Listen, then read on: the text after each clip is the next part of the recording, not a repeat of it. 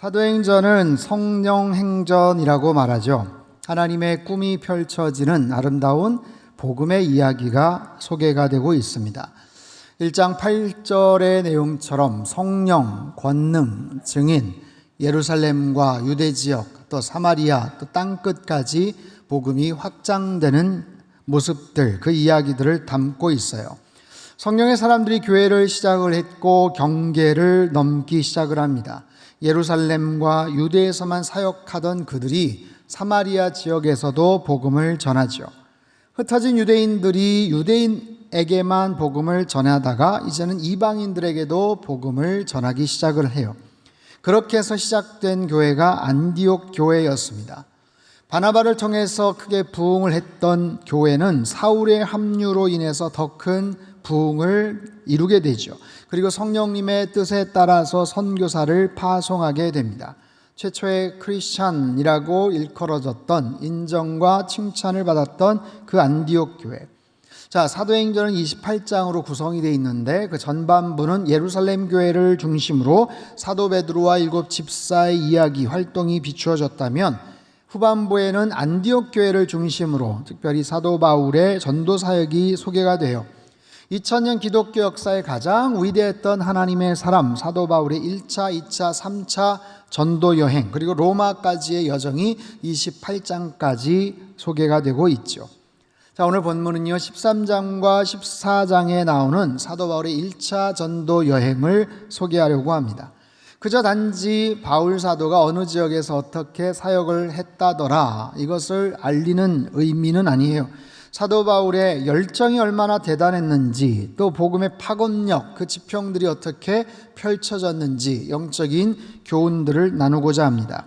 자, 1차 전도행의 중요한 지역은 네 곳입니다. 구브로, 키프로스 섬이 있고요. 그리고 바다를 건너가서 거기에서 비시디아 안디옥이라는 지역에 가서 또 복음을 전합니다. 그리고 이고니온, 그리고 루스드라 이야기가 주로 소개가 돼요. 구브로 섬, 키프로스 섬에서의 이야기는 이미 살펴봤죠. 그 총독 서기오 바울이 복음을 관심을 갖고 들으려고 했을 때 옆에 있었던 엘루마라는 무당이 방해를 놓죠. 그때 사도 바울이 굉장히 화가 나서 그에게 혹독한 저주를 했고 그는 즉시 눈이 멀게 됩니다. 바울의 영적인 권위, 성령의 강한 능력을 볼 수가 있죠. 그 상황 속에서 총독은 복음을 받아들였고 그들은 환대를 받으면서 아주 큰 승리감에 사로잡혀 그 지역을 떠나게 됩니다.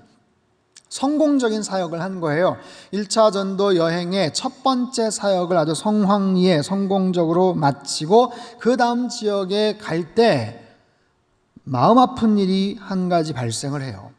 그것은 뭐냐면 함께 사역을 했던 마가 요한이 중도 하차, 중도 포기하는 일이 벌어지게 되는 거예요.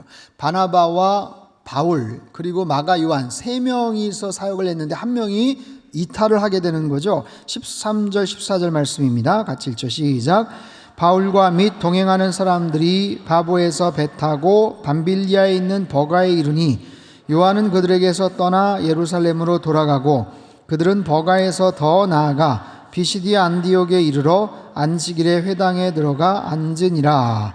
마가 요한이 왜 중도 포기했는가? 여러 가지 추측이 있어요. 자신의 삼촌 바나바의 주도권이 점점 약화가 되는 것 아닌가? 또는 앞으로의 여정이 생각보다 너무 힘들 것 같아서 포기했다. 이런 추측이 있지만 어쨌든 이 사건으로 인해서 바울과 바나바는 나중에 크게 다투게 됩니다. 그리고 그 팀이 깨어지는 안타까운 일들이 벌어지게 되죠. 어찌됐든 마가 요한은 중간에 예루살렘으로 그냥 떠나가 버리고 그리고 두 사람만 이제 외롭게 다시 사역의 길에 접어들게 되는 거예요. 본문을 보면 버가에서 안디옥까지 갔다, 안디옥으로 더 나아갔다라고 짧게 설명이 되죠. 마치 그냥 그 지역에서 한 몇 킬로 더 갔나 보다 싶지만 그렇지 않아요. 버가에서 안디옥까지는 약 150에서 160킬로 180km까지 되는 꽤 먼 거리고 중요한 것은 평지가 아니라 산악지역이었다라는 거예요. 그것도 그냥 산악지역이 아닙니다. 3000m를 오르락내리락하는 타우루스 산맥을 넘어서 가야 돼요. 오늘날도 가기가 굉장히 어려운 곳입니다. 근데 그 당시에는 산적도 많고 야생 동물의 출몰도 있는 굉장히 힘든 여정이에요. 저도 튀르키예 갔었을 때 그 지역을 넘어서는데 차로 가는데도 3시간, 4시간 가요. 근데 다른 것보다 이 산세가 정말 우리나라 산하고는 정말 차원이 다릅니다. 얼마나 무섭고 얼마나 험악한, 정말 흉악한 그런 산세를 갖고 있는지 몰라요. 오늘 주보에 거기 QR코드로 이렇게 여러분 검색해 볼 수 있는 바울로부터라는 그 다큐멘터리가 있습니다. 꼭 여러분 한번 보십시오. 오늘 내용을 잘 설명을 해놓은 아주 좋은 다큐멘터리인데 그 다큐멘터리 내용 안에 그 타우로스 산맥에 대한 그 내용만 잠깐 한번 시청을 하겠습니다. 틀어주시죠.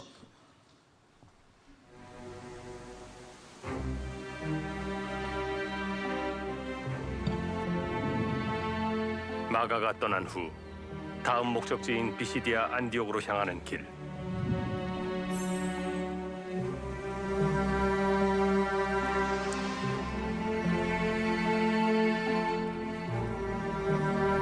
나이든 두 전도자가 넘어야 하는 것은 해발 3,500m 높이의 바위산과 가파른 협곡과 능선, 호수가 한데 얽혀있는 타우로스 산맥이었다.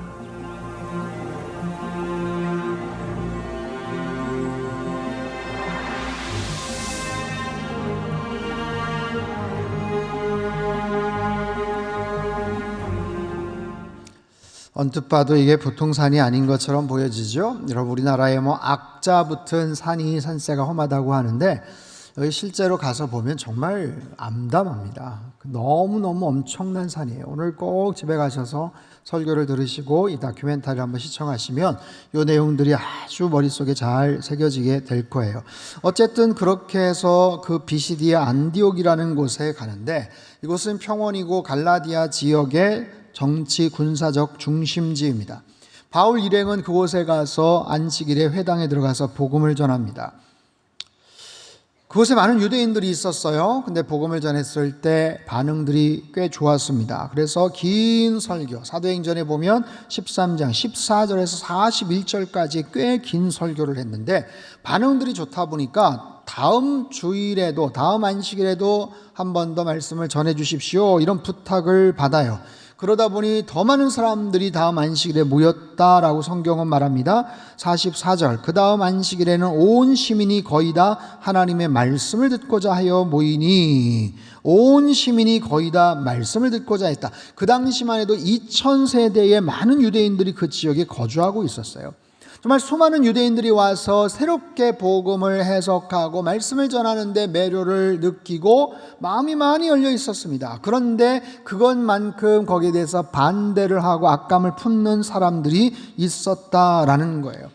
그들은요, 유대인들의 율법, 유대인들의 그 전통의 틀을 통해서 바울 사도가 말하는 그 복음이 못마땅하게 여겨졌고, 이들이 아마도 예루살렘 그 지역에서 지금 이상한 이교도와 같은 그 크리스천들, 그 교회, 그 인간들 아닌가 하면서 방해를 합니다. 계속해서 말씀을 전할 수 없게끔 방해를 해요. 그러다 보니까 바울과 바나바가 우리는 그럼 이곳에 더 이상 머물 이유가 없다, 여기에 대한 영적인 책임이 없다 하는 사인으로 발에 묻은 먼지를 툭툭 털고 그냥 그 지역을 떠나게 되죠. 그리고 나서 갔던 곳은 이고니온이라는 그런 지역입니다. 여기에도 안디옥에서 이고니온까지 약 150km가 넘는 여정이에요. 여기도 마찬가지예요. 유대인의 회당에 들어가서 복음을 전합니다. 그러자 유대와 헬라의 허다한 무리가 믿었다라고 성경은 말해요. 14장 1절 2절 같이 읽죠. 시작. 이에 이고니온에서 두 사도가 함께 회당에 들어가 말하니 유대와 헬라의 허다한 무리가 믿더라. 그러나 순종하지 아니하는 유대인들이 이방인들의 마음을 선동하여 형제들에게 악감을 품게 하거늘. 자, 허다하다라는 것은 great number, 굉장히 많은 수의 사람들이 복음을 받아들였다라는 거예요. 그런데 누가 대적을 합니까? 역시 순종하지 아니하는 유대인들이 못마땅하게 생각하고 선동을 하고 사람들에게 악감을 품게 하고 복음을 듣지 못하게 방해를 하는 거예요. 그 결과로 5절에서 7절 말씀 같이 읽죠. 시작.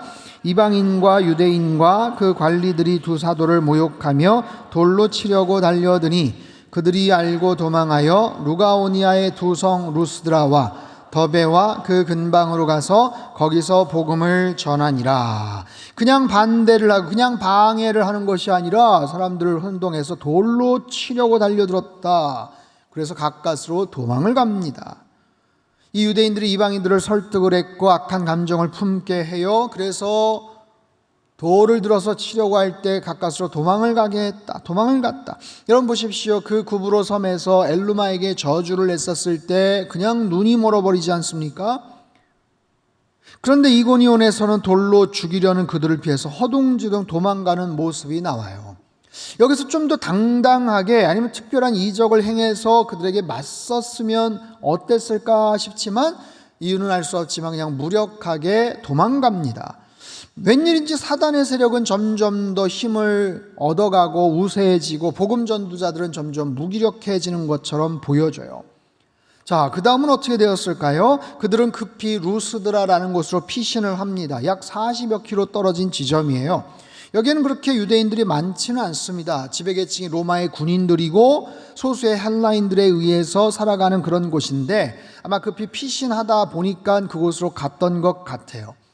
근데 뜻밖의 사건이 거기서 벌어집니다. 그곳에서 바울과 바나바가 나면서부터 안진뱅이였던 한 병자를 고치는 그런 사건이 나타나요. 그 지역에서도 꽤나 알려져 있었던 그냥 나면서부터 늘 그 자리에만 있었던 그런 병자를 바울과 바나바가 벌떡 일어나서 고치고 회복을 시키니까 사람들이 난리가 납니다. 그 현장에 있었던 사람들, 여기저기서 소문을 듣고 온 사람들이 찾아와서 이들은 인간이 아니라 신의 모습, 신이 인간의 모습으로 이 땅에 환생을 했다, 기적을 행했다면서 호들갑을 막 떠는 거예요. 자, 11절 12절 말씀을 같이 읽죠. 시작.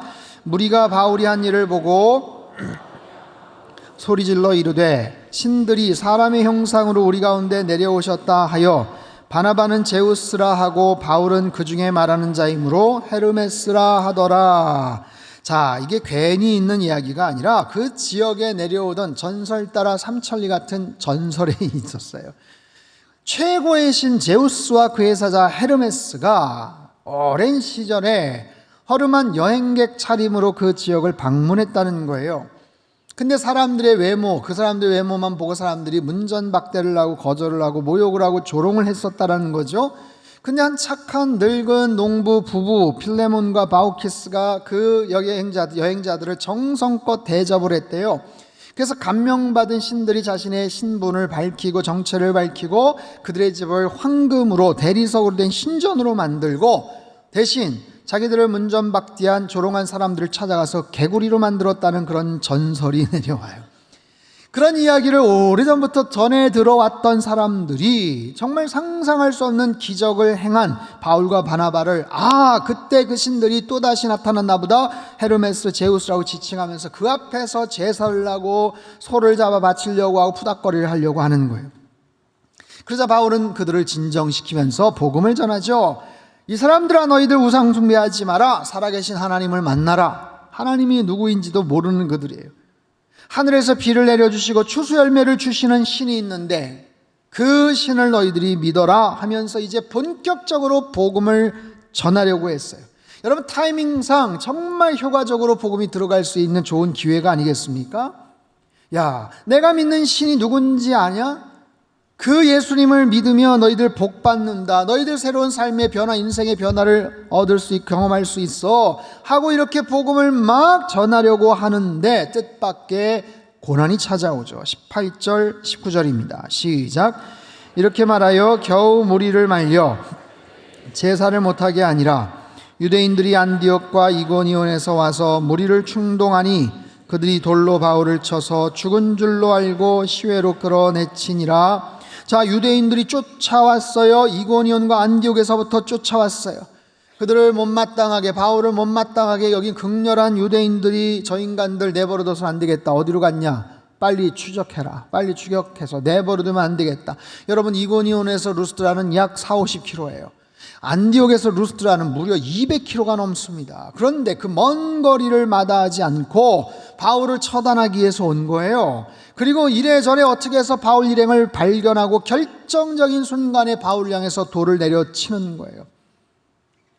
바나바는 어떻게 피했는지는 모르겠지만 바울은 그들에 의해서 정말 무참히 돌에 맞고 짓밟힙니다. 성경은요, 그들이 바울을 쳐서 죽은 줄 알고 시외 성 밖으로 끌어내쳤다라고 얘기해요. 돌을 내던져서 이제는 죽었다라고 생각해서 성 바깥으로 내칩니다. 이 장면은 NIV 영어 성경에 보면 그들이 돌을 던져 dragged him outside the city라고 표현하는데, 이 drag이라는 영어 단어는 질질질 끌어내다라는 거예요. 질질 끌어내다. 정말 심하게 말하면 죽은 개 끌려가듯이 그렇게 끌려서 피투성이 곤죽이 되어서 내동댕이 쳐진 겁니다. 복음의 확산을 막기 위해 나선 사단의 계략이고 사단의 수하들의 포악한 행위죠. 그들 눈에는 분명히 바울이 이제는 죽었다라고 생각했을 거예요. 얼마나 많은 돌을 맞았을까요? 얼마나 피를 흘리고 얼마나 깨어지고 고통을 겪었을까요? 돌 던지는 사람들을 누군가 스탑시켰겠죠. 이젠 됐다, 이제 됐다, 야야야, 이제 됐다, 이제 죽었다, 이제 끝났다, 저 인간 끝났다. 단순히 혼쭐을 내려는 게 아니에요. 경고하려는 게 아니에요. 정말 죽으라고 던진 거예요. 명백하게 살인을 저지른 겁니다. 그러고도 자기들끼리 할 일 다 했다며 희죽거리며 승리감에 젖어 집으로 돌아갔겠죠. 아니면 어느 마을 술집에 가서 축배를 들고 있었을지 몰라요. 바울은 그렇게 끝난 것 같았어요. 하지만 그들의 생각대로 바울은 죽지 않았습니다. 바울은 다시 일어납니다. 20절 21절 말씀 같이 읽습니다. 시작. 제자들이 둘러섰을 때에 바울이 일어나 이튿날 바나바와 함께 더베로 가서 복음을 그 성에서 전하여 많은 사람을 제자로 삼고 루스드라와 이고니온과 안디옥으로 돌아가서, 자, 유대인들이 떠나고 동행했던 사람들이 그를 둘렀을 때 신기하게도 바울은 그 돌무더기에서 꿈틀거리며 일어납니다. 바울은 주먹이나 몽둥이로 맞은 거 아니에요. 증오심에 가득 찬 무리들이 풀스윙으로 죽으라고 싶을 만큼 돌세례를 던지고 맞았어요. 얼굴은 터지고 뼈가 부러지고 치명적인 상처를 입었겠죠. 그런 바울이 죽었다고 생각했을 만큼 치명적인 상처를 받은 바울이 다시 일어난 것은, 여러분, 그것은 사람의 회복 능력만 가지고는 해결할 수 없습니다. 이것은 전적인 하나님의 능력이에요. 하나님께서 바울을 일으키신 줄로 믿습니다. 특별히 여기 사용된 일어나, 헬라어 단어 아나스타스는요, 예수님 부활의 능력을 표현할 때 사용되었던 단어예요. 사단의 거친 그 대적, 이제는 바울은 죽었구나, 끝났구나 생각했지만 그렇지 않습니다. 하나님께서 그를 다시 일으켜 주셨어요.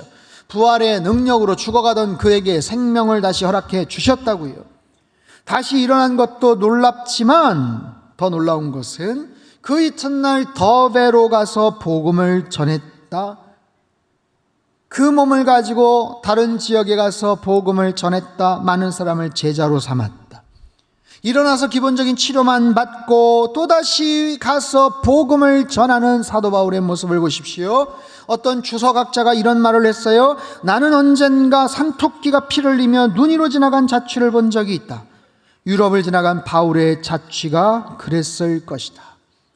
온 사방팔방에 피투성이가 되어서 피를 질질 뚝뚝 흘리고 가며 쩔뚝거리며 또 다른 도시로 들어가며 거기에서 다시 복음을 전하고 있는 사도 바울. 여러분, 그 정도의 상처면 이게 뭐 전치 몇 주 정도가 아닐 거 아니에요. 근데 정말 가슴이 저려오는 것은 그 루스트라 더베에서 조금만 오른쪽으로 더 가면 거기에 바울의 고향이 있어요. 사도 바울 다소스라는 고향이 나온다고요. 여러분, 사람이 심리적으로 그렇다면 그 정도 상황이 되면 고향에 가서 몸 풀고 거기에 가족들에게 위로받고 그러고 싶지 않겠습니까? 그런데 바울이 그렇지 않아요. 다시 루스드라로 갑니다. 다시 이고니온으로 갑니다. 다시 피시디아 안디옥으로 갑니다. 왜요? 자기에게 돌 던진 사람들에게 복수하려고 갑니까? 내가 돌 맞으면서도 기억해 봤어. 내가 그 인간들 얼굴 분명히 기억해. 어딨나 보자.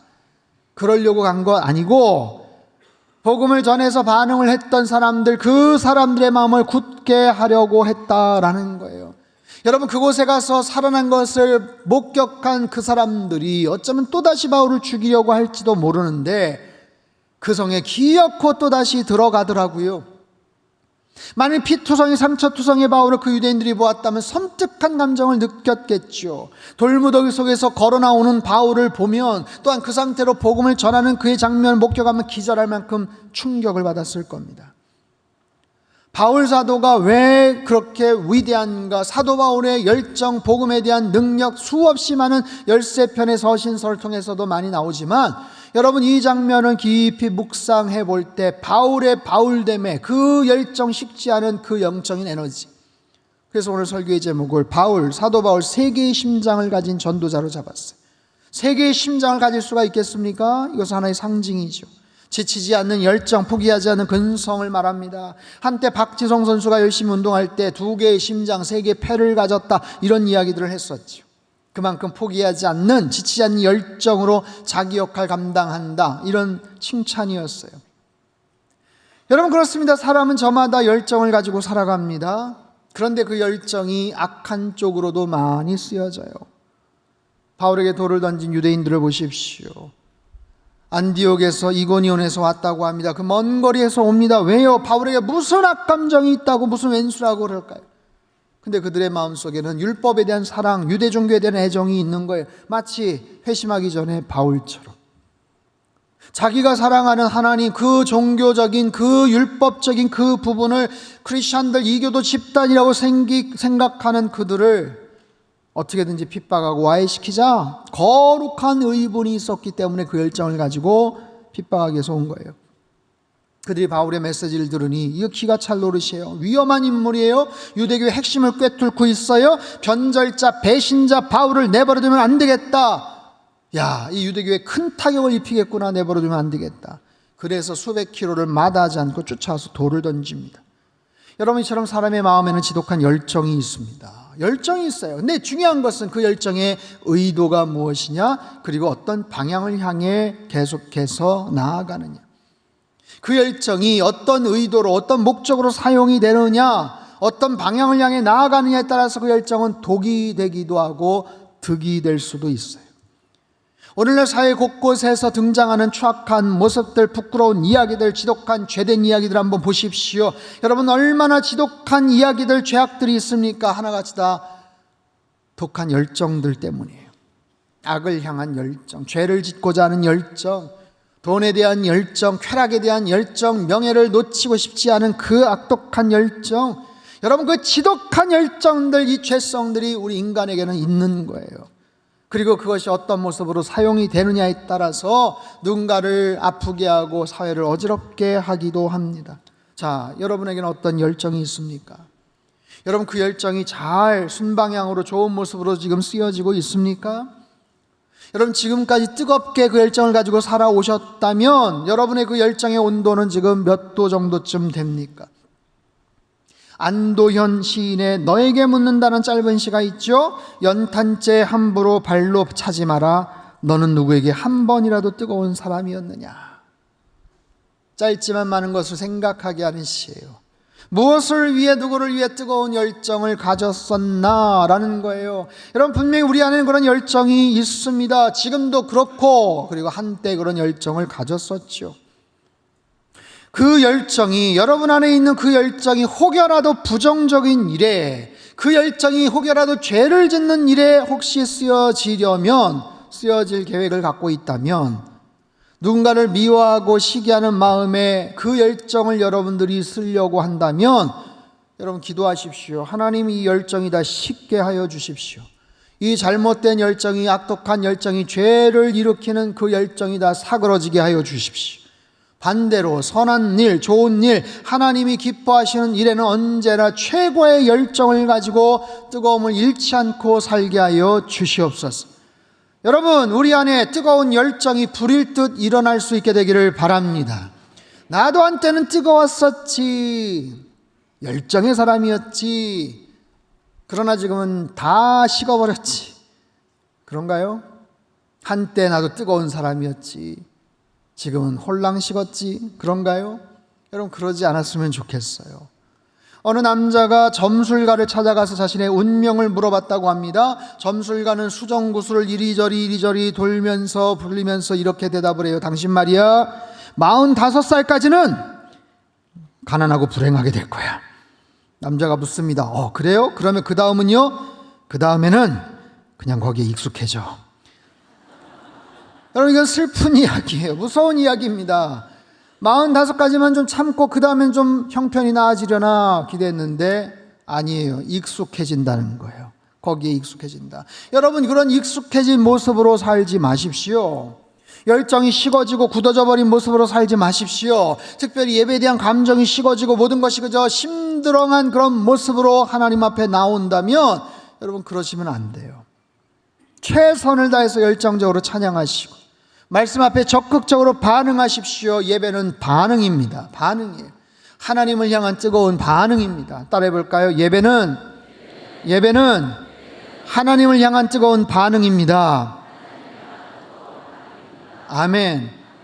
여러분, 찬양 시간도 마찬가지고 기도할 때도 그렇고 설교할 때도 그렇고 여러분이 최선을 다해서 반응을 하시는 거예요. 반응. 뜨겁게 반응을 하는 것.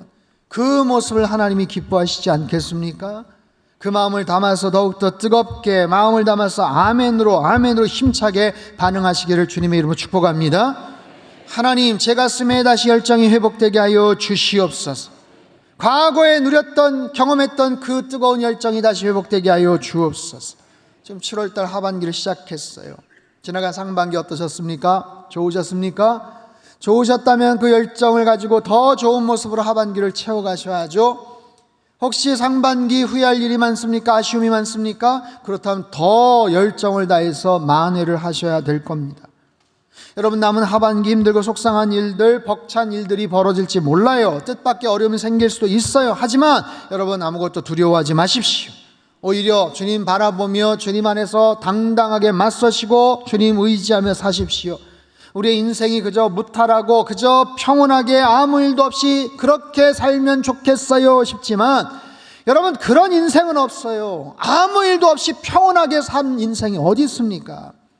비록 힘든 일이라도 어려운 일이 있어도 그걸 뚫고 나갈 수 있는 열정과 믿음을 허락하여 주시옵소서. 여러분, 그렇게 우리가 기도해야 될 거 아니에요. 여러분, 왜 사도 바울이 2000년 기독교 역사의 가장 위대한 하나님의 사람으로 인정받는지 오늘 본문을 잘 기억하십시오. 정말 그 지독한 복음에 대한 열정을 가지고 험난한 타우루스 산맥을 넘습니다. 수많은 사람들의 반대에도 불구하고 최선을 다해서 복음을 전합니다. 돌에 맞아 죽기 직전까지 갔음에도 다시 복음의 현장으로 나아갑니다. 그런 사도 바울, 돌에 맞아 피를 철철 흘리고 쓰러진 사도 바울을 하나님이 다시 일으켜 주십니다. 부활의 능력으로, 생명의 능력으로 다시 생기를 불어넣어 주십니다. 그리고 등 떠미시고 복음의 현장으로 나아가게 하셔요. 그의 인생은 주님 만났을 때부터 100도의 열정으로 펄펄 끓고 있었어요. 여러분, 임계점이라는 게 있죠. 95도, 96도만 돼도 끓지 않습니다. 하지만 100도가 돼야 끓는 거예요. 바울 사도는 절절 끓는 100도의 인생. 나이가 들고 사역의 경험이 쌓여도 오히려 100도, 120도, 130도 에너지를 냈을 거예요. 아니, 죽기 직전까지도 감옥에 있어도 그의 열정은 여전히 100도로 철철 끓고 있었습니다. 그러다가 목이 베어 순교를 당합니다. 사랑하는 성도 여러분, 여러분의 열정의 정점은 언제셨습니까? 여러분 삶의 100도의 에너지가 철철 끓고 있었던 때는 언제였습니까? 그리고 지금은 여러분의 심장의 온도는 몇 도입니까? 꽤 많은 분들이 인생의 절반을, 내 인생의 4분의 3을 100도의 열정으로 잘 사시다가 은퇴를 앞두고 그 온도가 확 떨어지는 경우들을 보게 됩니다. 이해가 됩니다. 현실적인 건강의 문제도 있고요, 사역에 줄어든 여러 가지 기회들, 위축되고 움츠러든 사회관계 등으로 인해서 그 열정이 식을 수밖에 없는, 이해가 돼요. 인정을 해요. 하지만 한 가지 질문을 드릴게요. 그렇게 식어져 버린 내 삶 속에서 혹시 주님을 향한 나의 사랑도 같이 식어버리지는 않았는지, 과거에 그렇게 열심히 했었던, 마치 무용담을 얘기했던 것처럼 막 그런 열심과 헌신과 사역의 열정도 혹시 사라져버리지는 않았는지, 은퇴하고 나면 이제 기도 순서도 없게 굳이 기도 생활 할 거 있겠어, 말씀 읽는 생활도 열정도 사라지지는 않는지, 여러분 나름 열정을 가지고 살다가, 지금까지 나름 열정을 가지고 살다가 어느 순간부터 마치 팽팽한 뭔가 주율이 팍 끊어진 것처럼 어느 순간은 아무런 흥미도 관심도 열정도 열심도 잃어버린 채 그저 무뎌지고 익숙해져 버린 채 남은 인생의 시간들 그저 하루하루 하염없이 채워가고 있지는 않는지. 사랑하는 성도 여러분, 저와 여러분이 믿고 고백하시는 하나님은 쉬지 않고 일하시는 하나님이세요. 꺼지지 않는 불과 열정을 지니신 하나님이셔요. 그 하나님께서는요 75세의 아브라함을 부르십니다. 80세의 모세에게 중책을 맡기십니다. 85세의 갈렙을 통해 이 산지를 달라고 선포케 하시는 하나님이세요. 야야 너 그만해도 된다, 이제 관심 꺼라, 무슨 그 나이의 열정이냐 하지 않으신다고요. 우리 안에 더운 피가 식을 때까지, 우리에게 주신 호흡이 멎을 때까지 세계의 심장을 가졌던 전도자 바울처럼 지치지 않는 열정으로 주님을 위해 헌신하시고 마지막 순간까지 쓰임 받으시며 살다가 주님 앞에 가시길 주님의 이름으로 축원합니다. 무엇보다도 언제나 최선의 예배로 주님 앞에 나아가십시오. 최고의 하나님, 만군의 여호와 높고 위대하신 그 하나님 앞에 내가 할 수 있는 최선의 모습으로 찬양하며 열심히 말씀 앞에 반응하며 예배드리시기를 바라요. 사도 바울의 그 뜨거운 열정을 통해서 복음이 힘있게 전해졌듯이 저와 여러분의 그 열정과 믿음을 통해서 하나님께서 기뻐하시는 꿈들이 펼쳐지게 될 거예요. 특별히 이번 여름 뜨거운 태양보다 더 뜨거운 열정으로 여름 수련회 다 참석하시고 최선을 다해서 주님을 위해 주님의 영광을 높여드리는 그렇게 불꽃처럼 살아가는 우리의 남은 평생의 삶이 되시길 주님의 이름으로 축원합니다. 기도하겠습니다. 하나님 아버지, 우리 안에 다시 열정이 회복되기를 원합니다. 내 안에 심장에 뜨거운 피가 다시 돌기를 원합니다. 주님께서 나에게 시간 주시는 동안 하나님 식어져 버리고 뜨뜻미지근하고 정말 재미없게 멋없게 살다가 하지 않게 하여 주시옵소서. 인생의 반절, 인생의 4분의 3 열심히 달려오셨는데 나머지 시간들 줄 끊어져 버린 연처럼 이리저리 방황하며 세월만 채워가는 인생 되지 않게 하여 주시옵소서. 무엇보다 주님을 향한 사랑의 온도가 식지 않기를 원합니다. 한때는 열심히 했다라고 자랑하는 무용담 되지 않기를 원합니다. 다시 일어서게 하시고 다시 주님을 향해서 팔을 걷어붙이고 헌신하게 도와주시고 하나님, 이 더운 여름 뜨거운 태양보다 더 뜨거운 그런 마음과 열정을 가지고 불꽃처럼 살다 주님 앞에 가게 하여 주시옵소서. 존귀하신 예수님의 이름으로 기도하옵나이다. 아멘.